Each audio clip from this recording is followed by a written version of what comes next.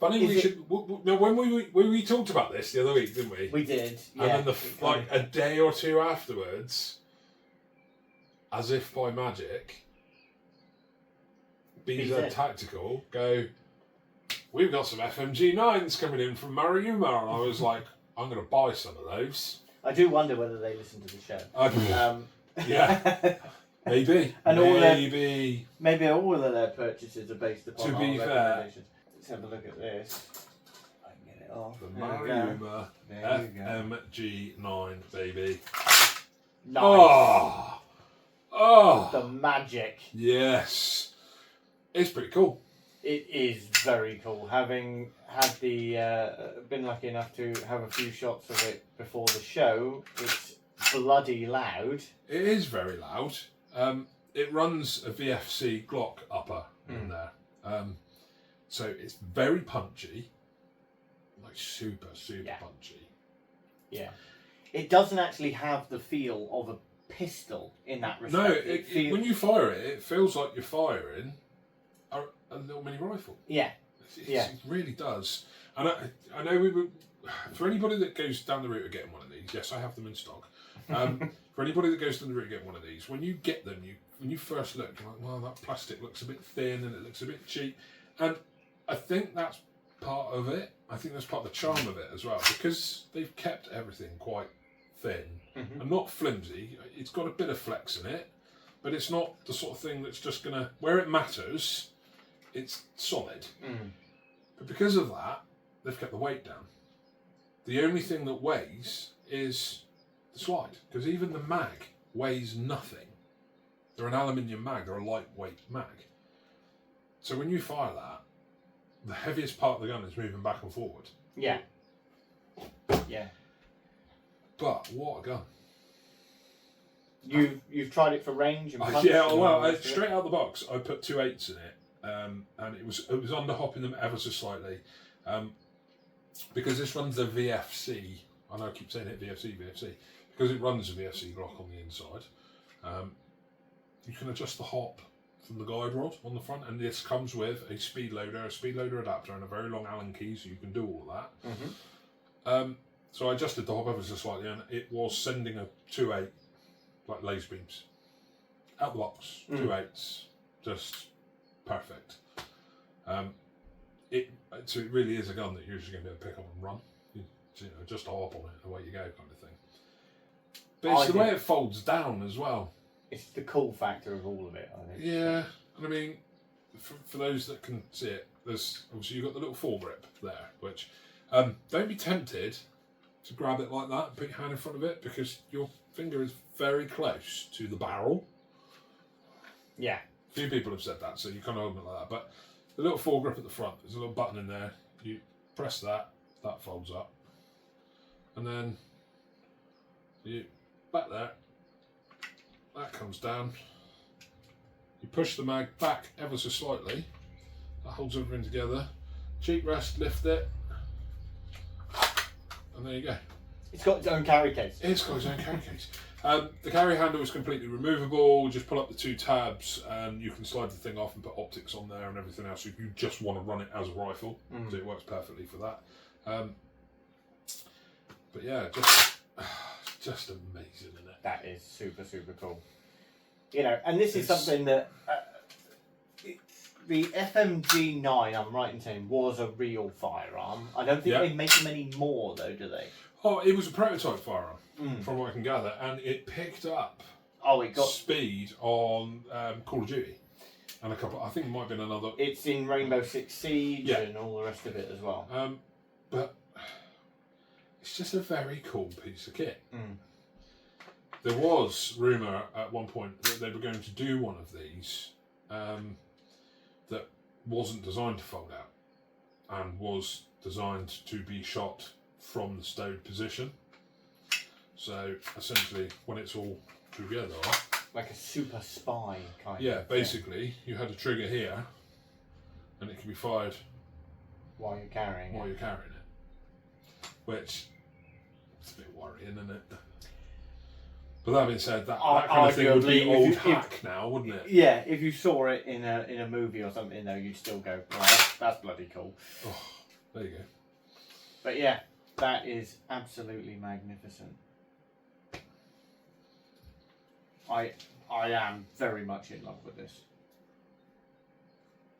I don't know what to say. I'm just For totally context, I messaged him and was like, "I have some Maruyama FMG-9s coming in. Would you like one?" And he almost swore at me.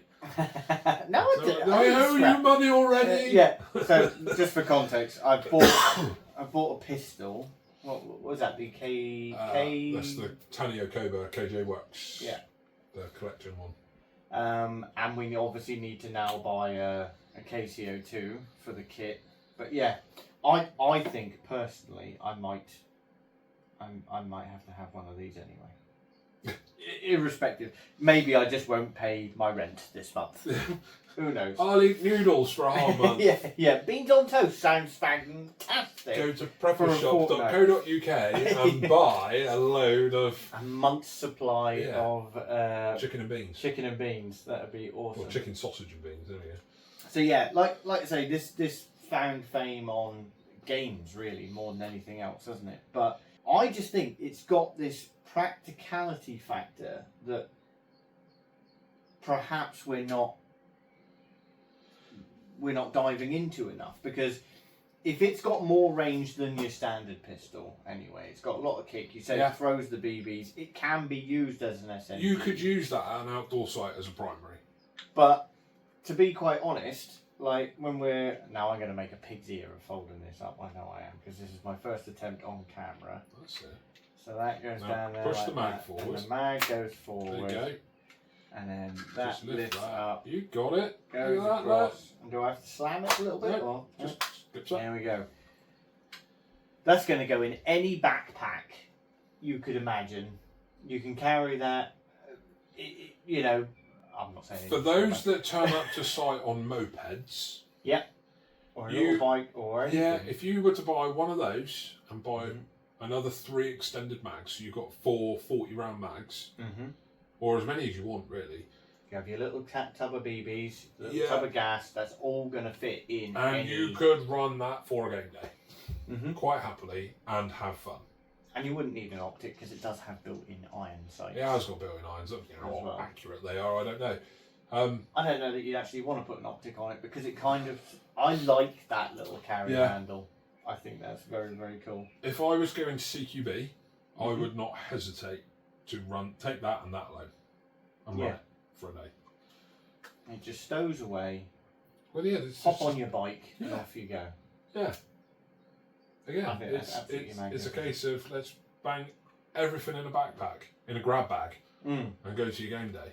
Low cost, low maintenance. Yeah, because does it disassemble easy enough for you to maintain the pistol inside? Yeah, it's not too bad to take apart. I briefly took it down earlier on. I need to double check. I think it's one of those things. I have to do something a couple of times before it sort of settles into my mind. You can take the upper off, and when you take the upper off, it's just like a normal Glock 18 on the inside. At the back of the slide, there's a selector to go from single to full. Although, have you had a full beans go on it yet? No, I haven't, because obviously that was ordered in. These are for sale. I don't want to use it too much. I suppose, like any Glock, like we've spoken about. Yeah, before, I would be tempted. Yes, it's nice to have the full auto there, and I'm sure it'd probably be fine because VFC, it's not made of cheese at least. But again, because it's not selectable very easy from the outside, I would be tempted just to leave it in single shot, and just run it like that. Because it's snappy. Yeah. It's snappy enough that you could get 2 or 3 rounds off quite quickly with it. Yeah. Do you think, obviously, with the VFC, there's nothing that they've had to alter to allow that mag to actuate? Because the mags are different, you said down. Yeah, the mags are slightly different, so not like your TNWE spec mags. But if we just how do I get that? I don't want to break it. Those mags, they're weird, aren't they? They are. I mean, the ones that come with it, just for reference for anybody who's going to buy one of these, the mags that come with it. Notice the distinct lack of the ability to grab a follower and pull it down and load it. Everything has to be done from the speed loader, and this goes back to what I was saying earlier on. It does come with a speed loader and a speed loader adapter. So for those not watching, usually on the front of your mags there is a cutout where you can see the spring and the follower, and you can get your thumb in the follower and pull it down to load the mag. The mag that comes with this does not have that. It is a completely enclosed unit. The spare mags that come with them are more of a traditional style where you've got the open cutout in the front so you can pull the follower down and load it. Makes it a bit easier. What does get me with these is the weight of the mags. Yeah. They're super light. Like, just, they weigh hardly. I think that they're probably less than half the weight of a TM extended mag. They've still got a nice, strong feel. Yeah, to them, yeah. I think feel they're like aluminium, cheap aren't they? or- They seem to be aluminium. So, and it's a nice finish on them as well. But, in theory, then, all sort of standard Glock upgrades would fit. VFC based ones, yes. Now you did hint earlier that people are finding issues if they use non FMG. Yeah, a couple of people have said not to use non-VFC based mags in them. I think that seems to span across with most of the VFC and Umarex Glocks. They do take their own mags. I don't think they're massively compatible with TM. So I would recommend, I mean, these mags are not expensive. I can't remember exactly how much they are. I'll have a look in a second. But they're not hideously expensive. And they perform really well. So I would massively suggest to stick with the proper mags for it. Other than that, I don't think anyone's going to have any major issues with it. The only thing I will say, and this is just seen it on Reddit and a few other places, don't drop it. Yeah. Because it is plastic. And I just get the feeling it probably would break. It probably wouldn't affect the way it works, but I've got a feeling this is the part that would probably break before anything else. Would you? It doesn't feel flimsy. No. I think it's going to be the joint. Probably, yeah. The sort of double actuating joint that we have here. But as with anything, I mean, most I airsofters... hazard a guess there must be replacement parts. I think so. Going to be available. I believe Because so. it will happen. I think the vast majority of airsofters do try and look after their kit. And I mean, I think the only damage to one of those would end up being accidental damage. I don't think someone's going to unfold it and then yeet it halfway across the site. I think it would be a case of like it gets knocked off a table or, you know. The other thing it does come with in the box is a sling plate as well. And I've yet to actually look to see where that's supposed to go. I'm not quite. I believe, it goes there. It's a sling plate attaches to that, which allows you to just pop a sling on it. Oh, could we see that? I think the box is hidden away. Oh no. But yeah, no, that's does it? But you can obviously once that's installed, you can still fold the gun and you just have a sling plate on the exterior. Yeah, I think it's supposed to go there. So I will get that put on. But yeah, I think for the money, pretty damn good. Because you're not talking even at so. What do you say on retail there? Retail on these is 210. 210. So you're talking, well, certainly, even a John Wick Pit Viper is more than that. Oh God, yeah. You know, if you're buying the CNC variant, yes, definitely.